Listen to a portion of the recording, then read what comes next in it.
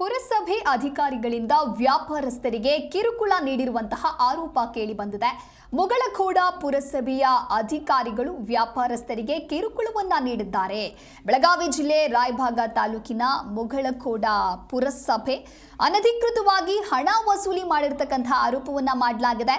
ಮುಗಳಖೋಡ ಪುರಸಭೆ ಅಧಿಕಾರಿಗಳು ಈ ರೀತಿಯಾಗಿ ದೌರ್ಜನ್ಯವನ್ನ ತೋರಿದ್ದಾರೆ ಅನ್ನೋದಾಗಿಯೂ ಕೂಡ ಆರೋಪ ಕೇಳಿ ಬಂದಿದೆ.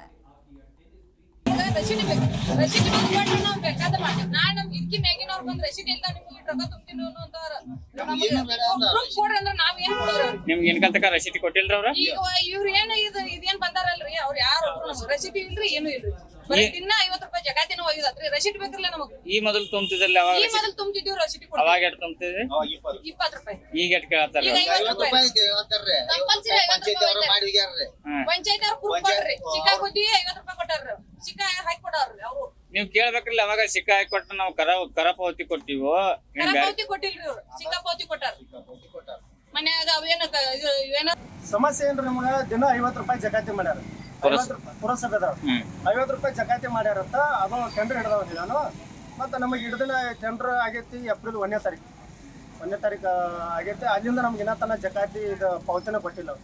2 ರೂಪಾಯಿ ತುಂಬ್ತೀರಿ ದಿನ ನೀವು ದಿನ 50 ರೂಪಾಯಿ ಎಷ್ಟು ಪಾವತಿ ಎಷ್ಟು ಕೊಡ್ತೀರ ಅವ್ರು ನಿಮಗೆ ಪಾವತಿನೇ ಕೊಟ್ಟಿಲ್ಲ ಅವ್ರು ನಮಗೆ. ಮೊದಲಿಗೆ ಪುರಸಭೆದವ್ರು ಒಂದು 4 ಕೊಟ್ಟಾರ, ಒಂದು ಸಿಕ್ಕ ಹೊಡೆದ ಅವೇನು ಇದು ಅದಕ್ಕೆ ಹೋಗ್ತಾವ ಎದಕ್ಕೆ ಹೋಗ್ತಾವ ಏನೂ ಗೊತ್ತಿಲ್ಲ. 50 ರೂಪಾಯಿ ಈ ಅಡ್ಡಾಡ ಅಂಗಡಿ ಇದ್ದವ್ರಿಗೆ 100 ರೂಪಾಯಿ ಹಿಂಗೆ ಕೊಟ್ಟಾರ.